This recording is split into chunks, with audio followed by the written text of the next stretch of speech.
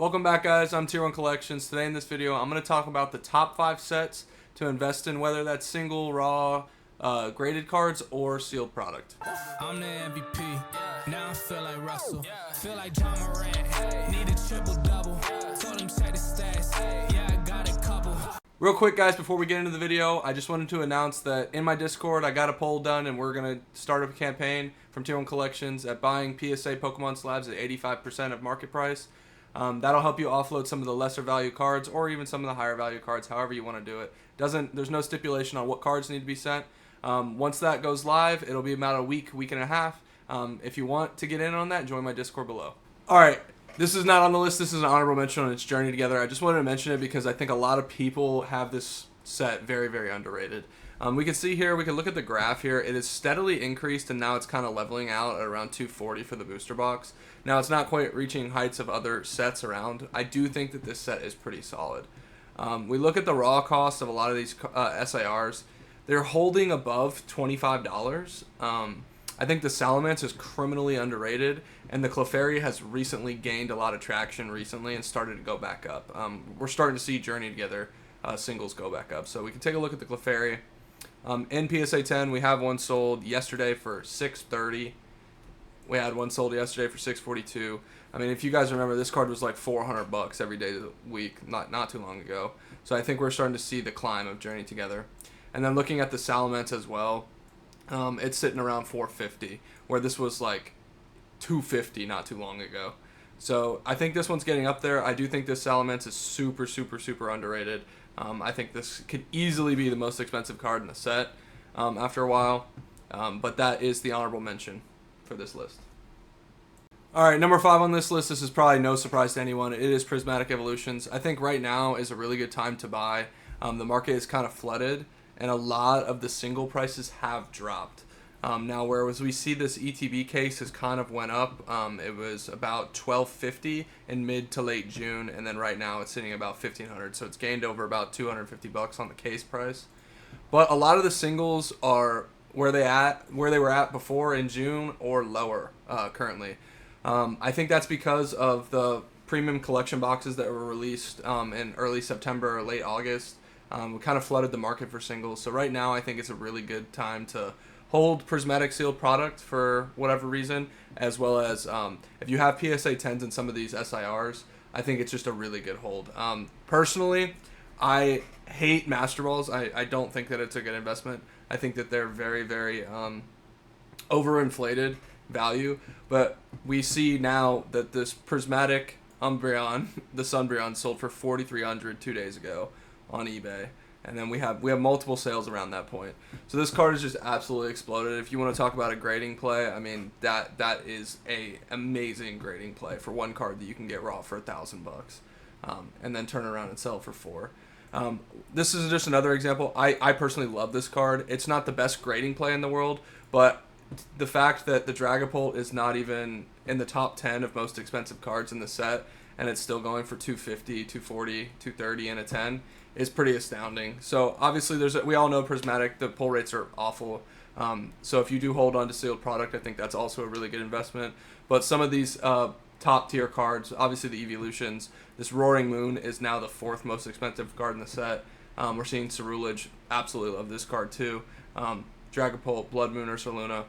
All of those cards will maintain value. If these were in any other set, they're going to probably be a little bit more expensive and much more of a chase card in those sets. So that is the number 5 spot on this list. The number 4 spot on this list is 151. Obviously, this comes to no surprise, but sealed product is becoming increasingly harder to find in 151, and I think it's absolutely insane, these sealed product prices. I mean, these were sitting in Costco on sale, Sam's Club on sale for the longest time, and now we're seeing them skyrocket. That's due to a few factors. Now, I'm not suggesting necessarily if you don't already have 151 sealed product, I'm not saying go out and buy it. I do think this is a little overinflated. We might see this drop down a bit, potentially. We'll see. The main impact of specifically the 151 Ultra Premium Collection is this Mew. This Mew is like $100 raw now, and it's $750 in a 10. It's incredibly hard to grade. but it is getting up there, and we're seeing sales multiple every day around 750. So that's definitely made this kind of a steep increase. I could see this leveling off right around 550 though, but I'm not saying go purchase a sealed product. I think this is more of a singles game for 151. Obviously, if you have these promos from the Ultra Premium, the Mew, the Mewtwo, I think they're very solid holds. But overall, we're looking at like very solid grading plays across the board. There's so many of these. The 151 is probably the most printed set in recent years. I said this in a previous video, but I think that the starters are incredible. I think Zapdos is an insane play right now. I think it actually is pretty undervalued. Alakazam is the best Pokemon in the game, in my opinion, obviously. But then you just have so many illustration rares that I think are just very solid. This is one set that I think a master set would be a solid investment as well. Just raw cards and, near mint condition. We'll take a look here at the Charizard. I mean, it's reaching new highs every day. I actually thought it was at 13, but now it's at 14. It's really climbing up there. It's almost at its all-time peak. It's consistently up there. It jumped up about another $150 in the past week or so. And then again, the Mew was the other example here that I had for the Ultra Premium collection. There's tons of great plays here, and I think that every single from 151 for the most part, maybe minus the full arts, but the starters for sure, and then the 5 SIRs I think are just great holds right now. So that's the number 4 spot on the list. All right, the number 3 spot on this list, this might come as a surprise. It is Surging Sparks. This set is very interesting because I feel like it is what it kicked off the current trajectory that Pokemon's on, and then Prismatic kind of added that exponentially and took it to another level. But really, Surging Sparks kind of got sidelined after some of these newer sets have been released. I think that it's very solid. I think that the booster box price for it is also very solid right now. I think specifically booster box plays, investments on this is a good play. Looking at the singles price, I think it is pretty interesting because I think there is some hidden gems in this set that I don't even think are, the top 3 cards, obviously Pikachu, Latios, and Milotic are great. I think the Hydreigon is very solidly valued. I think it probably should be a little bit more. I know people don't like the Exeggutor, but I think this card is really cool. The Jasmine's Gaze of all trainers, I think this one's awesome. I don't know if that's just a personal opinion, but I think it's great. There's some good illustration rares with the Latios and the Mesprit as well that are pretty sought after. I love the Cerulege as well. And then this Durant. I know it's not the most popular Pokemon, but it's a very unique artwork that I could easily see this card being so much more expensive than it is. I think this is criminally underrated. The fact that this is $20 and the same rarity as the Latios, the Milotic, what have you. It's just not a popular Pokemon, but it's very unique. You can put these together and it makes an endless chain of Durants, and I think that's a really cool artistic depiction. But looking at price-wise, I mean, the Pikachu is about 300 raw, and you're looking at about 1,000 in a 10. Oh, that's from June. Yeah, we had some a little bit over 1,000, but that's generally where it is. So it's very good grading play as well. And then the Latios has really jumped up. The Pikachu obviously was super high when it first released, but the Latios has was sitting around 400 in a 10, and now it's reaching about 600. So I think that the Milotic are very solid single plays. Personally, I love the Durant play. I've bought like 5 of these in the past like 2 weeks. Again, it's a personal decision, but I think that Surging Sparks is pretty underrated based on the current market. And I think everybody is focused on all these other sets that have released that are really good as well. But I do think Surging Sparks will get the love it deserves once nobody can get it anymore. So that's the number 3 spot. The number 2 spot on this list is Crown Zenith. I know it's not Scarlet Violet, whatever. But this one is very interesting because the pull rates are really good. We've seen a very recent, pretty big jump, about $40 jump in the ETB. This one, not so much on sealed. I'm not as worried. It's still a pretty solid investment because the pull rates are so good. I could see this, being one of those sets that people open 5 years down the line. And look forward to something like that with the pull rates being good, not something like Prismatic where it has bad pull rates and people are scared. As those packs become less attainable, right? Looking at the single price, this has changed a little bit. Last time we looked at this, the Mewtwo was the top dog. Giratina has kind of overtaken the throne a little bit, but they're both neck and neck. we've seen this Crown Zenith singles go crazy. I mean, I made a video on it. Pretty much every single one of these is a good play. All of these are very, very unique artworks, and they're awesome. I think this is another one where a master set is a pretty solid investment. I think the Galarian Gallery specifically, obviously. Looking at PSA 10 price of Giratina, we're seeing about, whoa, this one went super, oh, this was Switzerland. Okay, yeah, see, we're seeing this go for $625 is the most recent sale on September 22nd. And these are old listings. Yeah, we had one at $650. Mind you, I just sold one of these not even a month ago for $415. So we're seeing this really go up. I think the Giratina probably deserves the hype. I think the Mewtwo does as well. The Arceus, Dialga, and Palkia, not my favorite, but I think the Giratina art is definitely the best. And I do think the Mewtwo is by far and above the best card in the set, in my opinion. This is just another example of the Darkrai. It looks like somebody undercut somebody and sold a listing here, but we're looking at around $250 for this. This was a lot. Yeah, so pretty solid card for $250, and the raw price for the Darkrai is around $50. So again, a 5x grading play, pretty solid. Like I said, overall, this is a singles game to me. I could see the value in sealed product. I personally am not doing that, but I think I've been picking these up in shops because they haven't adjusted the prices yet from the recent boom a couple weeks ago. So that's the number 2 spot on this list. All right, I won't leave you hanging. We got another honorable mention. Is Paldean Fates. We just got announced today that there's a collection box with 11 packs in it, with the Iron Treads and Great Tusk promos in it, that Prismatic also had. And that definitely affected the market for Prismatic evolutions. So I'm happy to see that. I had a feeling that was going to happen for Paldean Fates with the Bubble Mew hype. We have seen Sealed go pretty crazy here, but this is pretty reasonable for what 3 tins. This is 12 packs. It's not horrible based on some of the top dogs in the set.